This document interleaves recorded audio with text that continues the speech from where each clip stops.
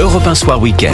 19h, 21h, Pascal de la Tour du Pin. 19h19 sur Europe 1, on est en direct évidemment. Florence Portelli, vice-présidente des Républicains, est avec nous. Bonsoir Florence Portelli. Bonsoir.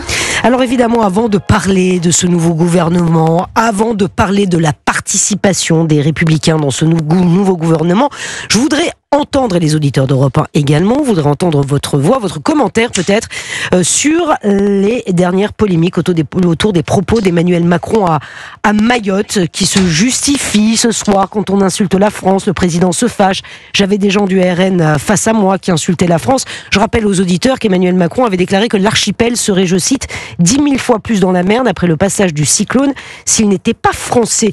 Est-ce que vous comprenez peut-être la colère des Mahorais? Est-ce que vous trouvez, Florence Portelli, que les justifications d'Emmanuel Macron sont à la hauteur?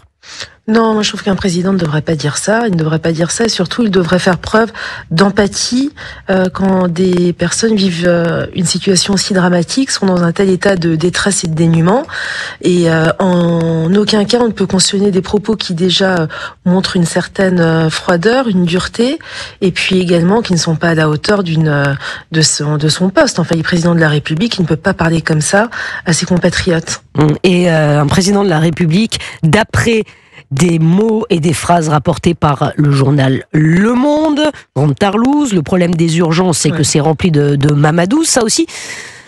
Qu'en pensez-vous, Florence Portelli? Alors, si c'était avéré, ce serait évidemment absolument honteux, scandaleux et d'ailleurs même susceptible de poursuites pénales ultérieurement à son mandat, je pense. L'Élysée dément bien heureusement d'ailleurs ses propos. Je ne sais pas si le journal Le Monde pourra corroborer ce qui a été dit. Si c'était dit, ce serait d'une gravité sans nom. Ça montrerait alors évidemment qu'il n'est pas digne de la fonction, mais surtout une conception très, comment dire, excusez-moi le terme, mais très phallocrate de la fonction et absolument scandaleuse et qui montrerait d'ailleurs un esprit totalement archaïque.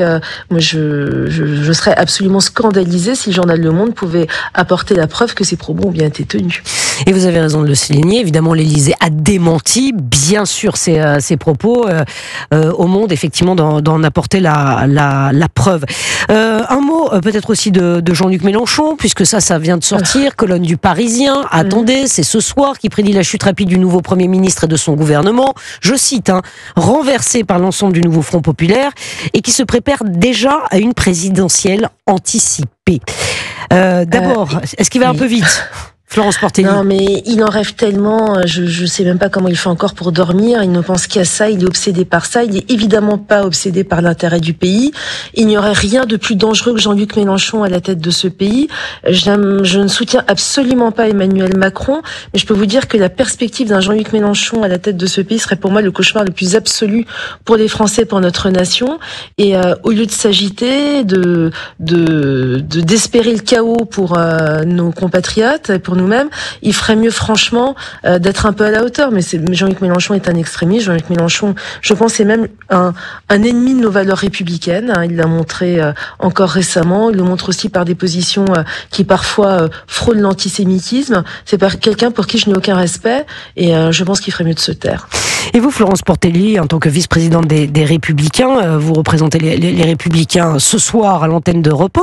Est-ce que vous vous souciez de l'avenir du pays? Est-ce que vous comptez aider François Bayrou en participant à son gouvernement, ou est-ce que vous n'êtes pas encore sûr de vouloir le rejoindre? Alors, ce qui montre qu'on est un parti de gouvernement, qu'on est quand même des gens responsables et justement que l'on ne fantasme pas sur un chaos à venir, c'est que justement notre position elle est extrêmement claire. Déjà, on s'engage à ne pas censurer le gouvernement Bayrou.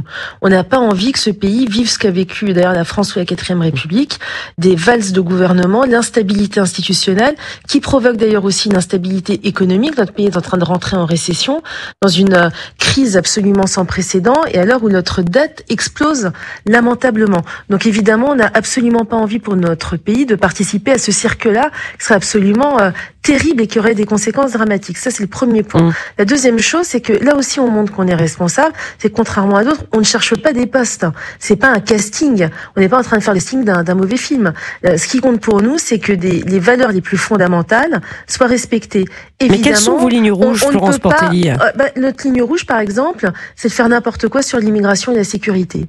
On est dans un pays qui connaît une violence. Bruno Retailleau a été confirmé, enfin en tout cas François Bayrou a bien dit que Bruno Retailleau allait garder son poste de ministre de l'Intérieur. Le premier qui peut aussi confirmer la présence de Bruno Retailleau au sein de ce gouvernement, c'est pas que François Bayrou, c'est Bruno Retailleau lui-même.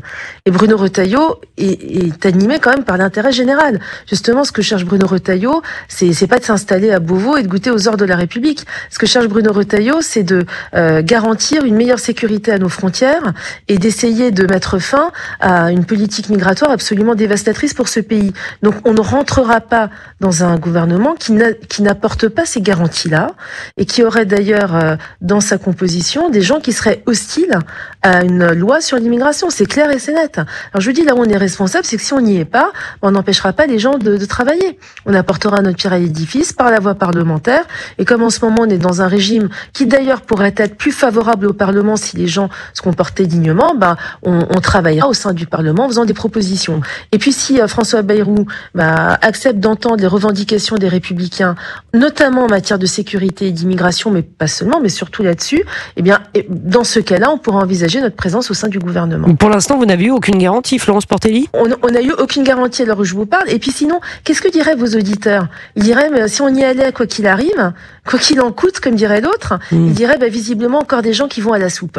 Nous, on va pas à la soupe, on va dans l'intérêt de la nation et on va servir des convictions. Et vous pensez, comme le souhaite François Bayrou, que nous aurons un gouvernement d'ici Noël ? Parce que ça commence à urger, pardon, passez-moi l'expression.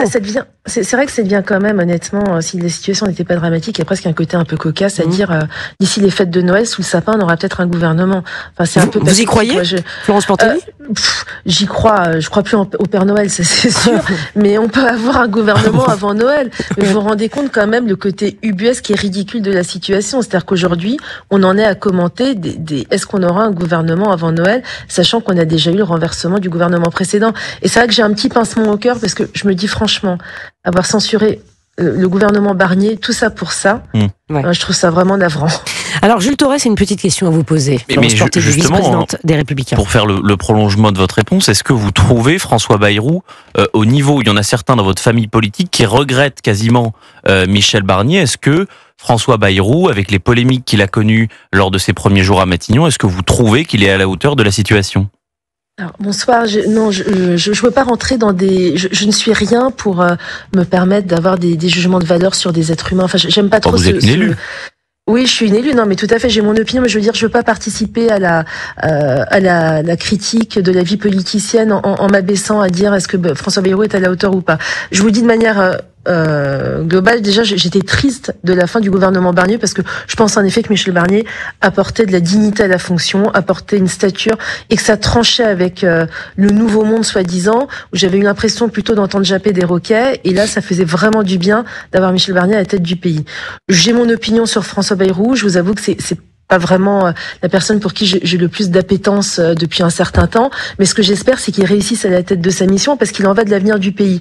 Donc j'ai un énorme regret parce que j'aime bien Michel Barnier, je trouvais que c'était quelqu'un de très bien. Oui, normal, mais après je souhaite que François Bayrou se hisse à la hauteur de la fonction. Juste un mot, vous pensez que François Bayrou aurait dû renoncer à son mandat de maire en arrivant à Matignon? Non, alors pas forcément. Non, parce qu'il va avoir du travail à Matignon. Oui, alors en revanche, il y a plein de choses auxquelles il peut renoncer, notamment le Haut Commissariat au Plan qui a servi strictement à rien et qui fait partie de ces politiques cosmétiques qui, hélas, plongent le pays dans la torpeur bureaucratique. Je pense qu'il y a quelques fonctions auxquelles il peut largement délaisser pour le bien du pays. En revanche, qu'il y ait des ministres maires, surtout dans une situation quand même où les gouvernements hélas vont et viennent. Je pense à mon collègue par exemple Nicolas Daragon qui était un excellent ministre délégué à la sécurité du quotidien. Ça faisait du bien parce que comme il était maire, comme moi, il savait exactement quelle était la réalité du terrain, la réalité que nous vivons tous dans nos villes, dans nos villages, dans nos campagnes et dans nos villes, et ça faisait vraiment du bien. Merci infiniment Florence Portelli, vice-présidente des Républicains, d'avoir été avec nous en direct sur Europe 1. Il est 19h29. Europe 1 Soir Week-end, 19h, 21h. Sur Europe 1.